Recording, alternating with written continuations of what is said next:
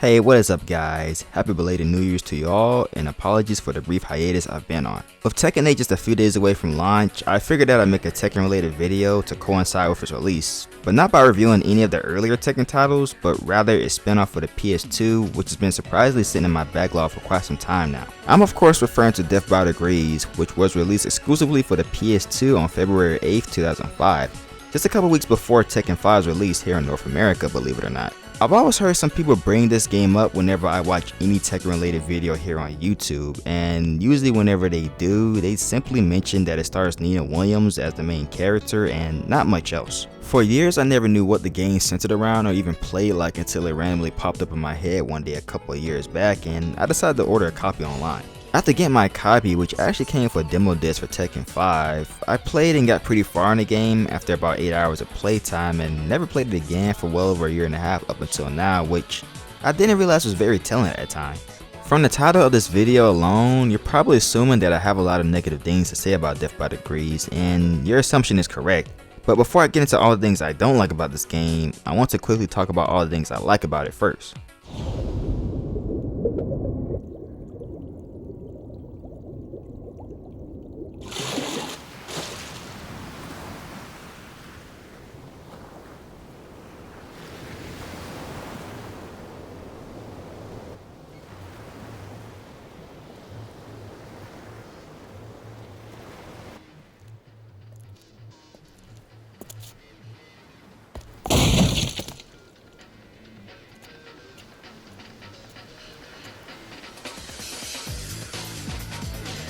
First and foremost, this game's overall style and presentation is absolutely top notch. The FMVs look fantastic, and the in-game character models for each character are surprisingly detailed and well designed for the most part. Nina in particular looks really gorgeous here, and the game goes out of its way to show you that time and time again.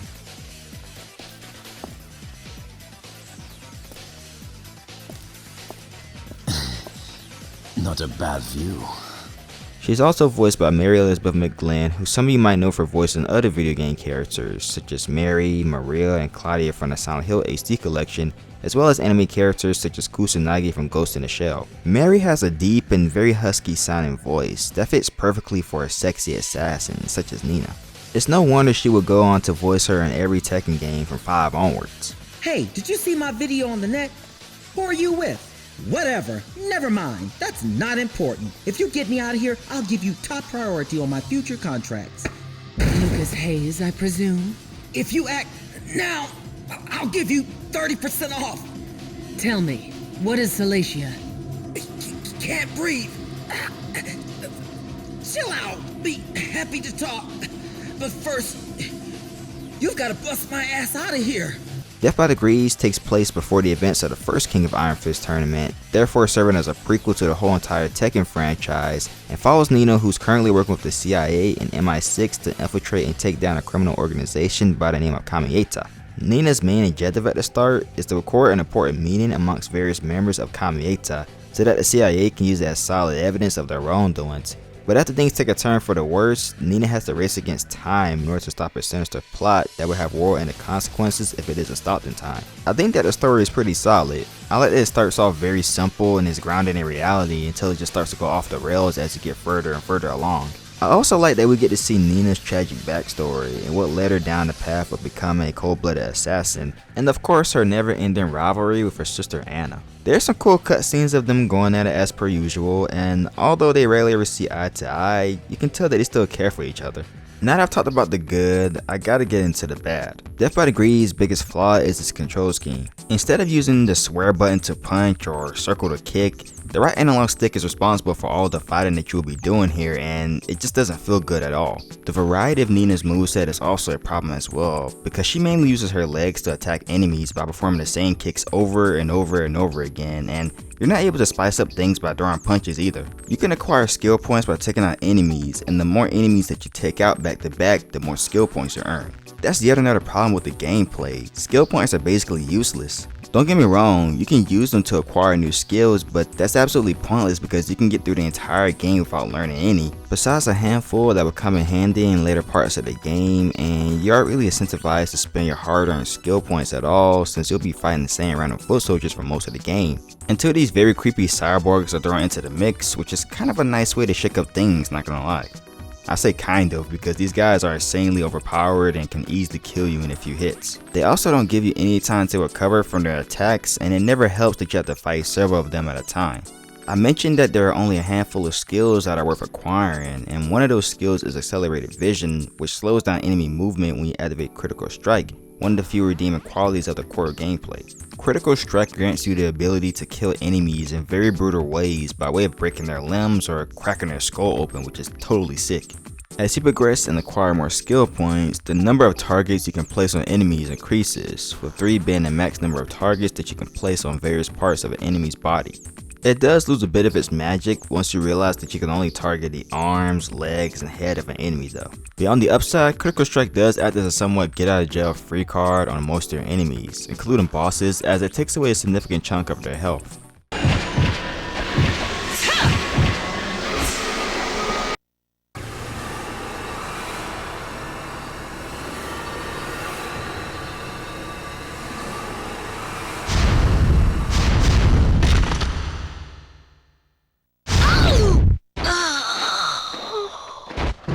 Another issue I have with Death by Degrees is that it feels less like a traditional beat 'em up and more so like one of the many classic survival horror games from the 90s such as Silent Hill or Resident Evil, and I don't mean it in a good way.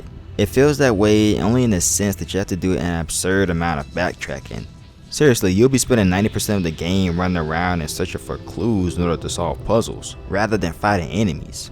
The puzzle solving and backtracking isn't all that bad for the first couple of hours, but once the game setting transitions from this luxurious cruise ship to the dark, cold, and grimy prison island, it starts to feel like the devs did this just to pad out the game's runtime and makes it feel like an absolute slog to get through.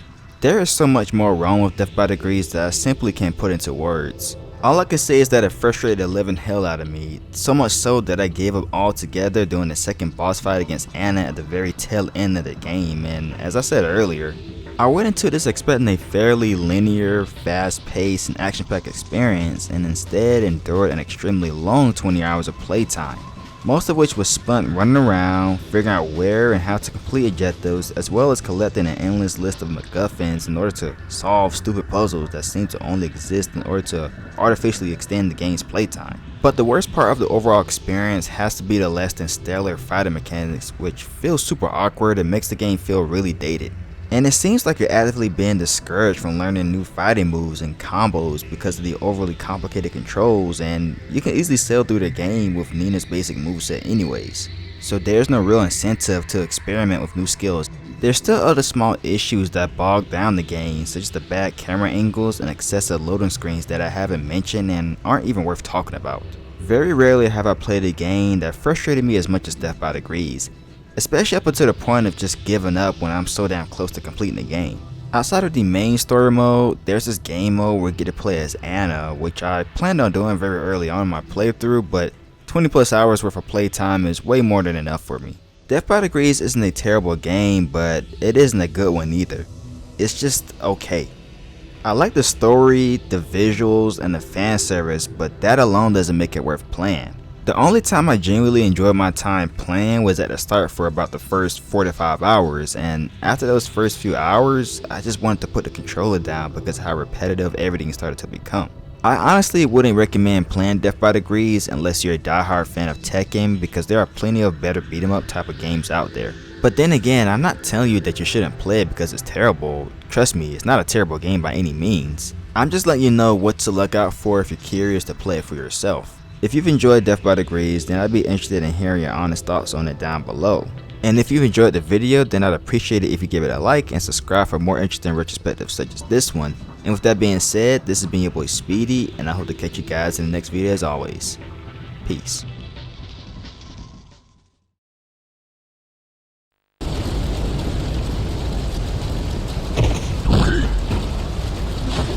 おい、わしが一つもんでやる。